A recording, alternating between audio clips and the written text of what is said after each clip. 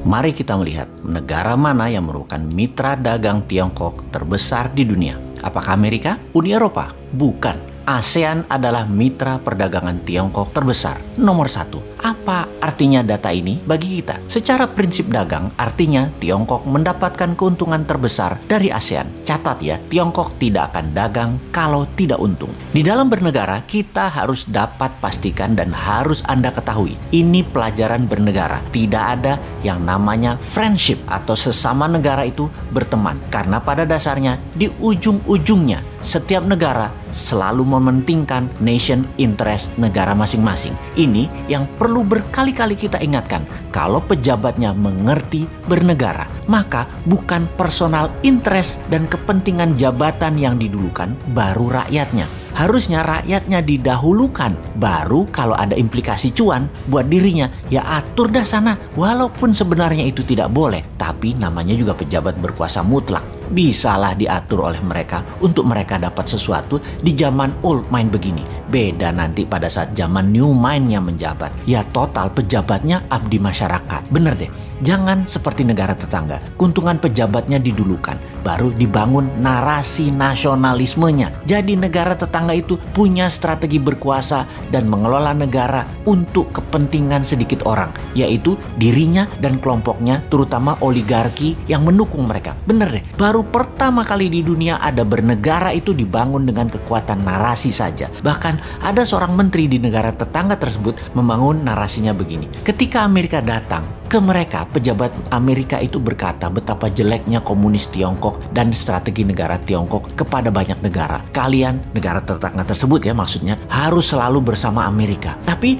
begitu Amerika balik ke negaranya, gak ada apa-apa yang dikasih sama Amerika ke negara tersebut. Sementara dengan Tiongkok, Tiongkok berkata, kamu ke Tiongkok saja. Sepertinya kalian tuh perlu banyak jembatan, pelabuhan, jalan tol, bandara, kereta api. Sini, kami yang bangun. Gak perlu uang, kami sediakan. Yang penting nanti kalian nyicil ya, bayarnya ya. Kalau kalian gak ada uang juga untuk nyicil bayarnya, gampang. Bisa pakai sumber daya alam kalian dan tenaga kerja kami bisa kerja dengan aman di negara kalian. Jangan dihalangi, nanti kami gak invest lagi di negara kalian. Dan pejabat negara tersebut membantu penuh dengan ketaatan mutlak ke Tiongkok. Ini cerita negara tetangga, juga dengar dari bisik-bisik tetangga. Kagum rupanya pejabat tadi dengan Tiongkok, yang memang hebat sih fakta strategi bernegaranya. Misalnya ya, perbedaan Tiongkok dengan Amerika lainnya lagi adalah Amerika membangun pesawat F-35 itu biayanya sekitar 1,7 triliun dolar atau 1.700 billion dolar atau sekitar 10 kali APBN Indonesia. Tiongkok dengan yuannya senilai 1,7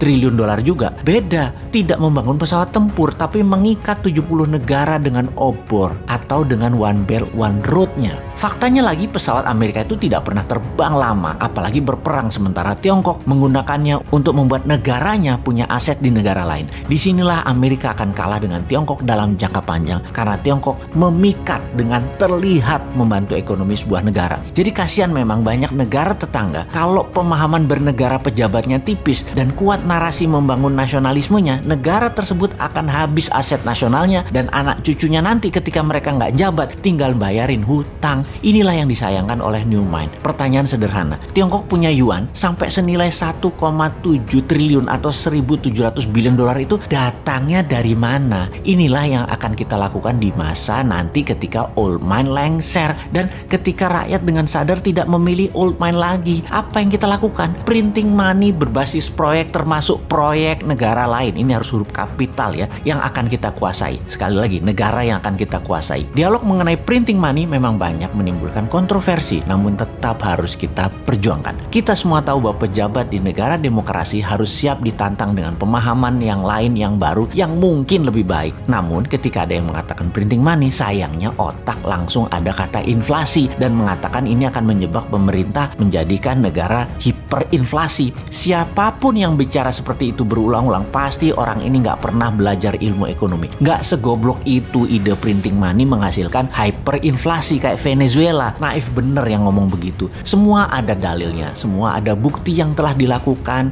dan berjalan dengan baik. Kita ingetin ya, pada saat sebelum Perang Dunia Kedua, yang mana untuk biaya Perang Dunia Kedua, ekonom terkenal Profesor JMK yang menjadi penghitung war cost accounting atas biaya perang yang menjadi dasar Federal Reserve cetak uang, sebelumnya dia menjadi penghitung Project Relief Amerika yang lain yang membuat Amerika keluar dari Great Depression. Profesor JMK juga menghitung dan membangun Amerika berbasis infrastruktur statis jalan bebas hambatan di tahun 1933 dan 1936 dalam pemerintahan FDR, Franklin Roosevelt. Juga berbarengan infrastruktur dinamis membangun industri permesinan yaitu kendaraan bermotor, pembangkit listrik, dan alat-alat kebutuhan rumah tangga. Dana tersebut dari mana? Cetak uang berbasis proyek yang bernama New Deal. Program ini memiliki moto 3R, Relief, Recovery, dan Reform. Fokus program ini diadakan untuk mengatasi pengangguran dan kemiskinan, pemulihan ekonomi ke level wajar, dan pengaturan ulang sistem ekonomi agar depresi tidak kembali terulang. Dua peristiwa tadi, New Deal FDR untuk Amerika keluar dari depresi dan memenangkan perang adalah strategi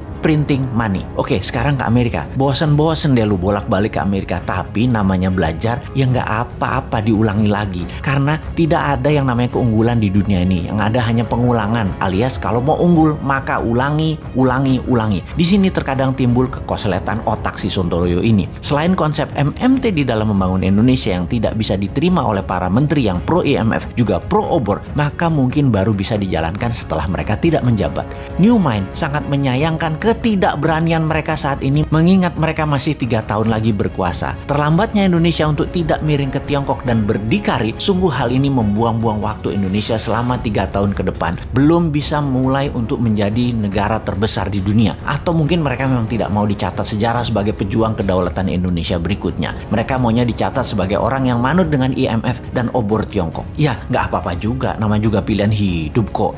Oke. Jadi, ada baiknya kita ambil program New Deal ala Amerika ini untuk Indonesia. Kita akan printing money untuk membangun seperti apa yang Amerika lakukan tahun 33 sampai tahun 42, seperti Tiongkok bangun tahun 89 sampai 2009, ditambah lagi kita adopsi New Deal-nya Stephanie Kelton untuk yang punya konsep printing money ini. Apa konsepnya? MMT-nya New Mind ada SWF, printing money, TINA, Tiara, dan sekarang ditambah Green MMT. Kita perang dengan perusak alam serta perang dengan globalis yang menggunakan virus. Jadi kita akan membela kesehatan dunia. Kita akan pimpin dunia untuk lingkungan hidup, kesehatan, atau pro-life strategi. Ini pasti dilawan keras oleh globalis cabal yang anti-life, tidak pro-life. Cabalis mendukung nuklir, uranium, fosil oil, batu bara, virus COVID yang meluas dan merusak lingkungan lainnya, termasuk perang bedil-bedilan seperti yang terjadi di Timur Tengah saat ini. Jadi kembali ke printing money. Masih bilang inflasi, tak tutup endasmu.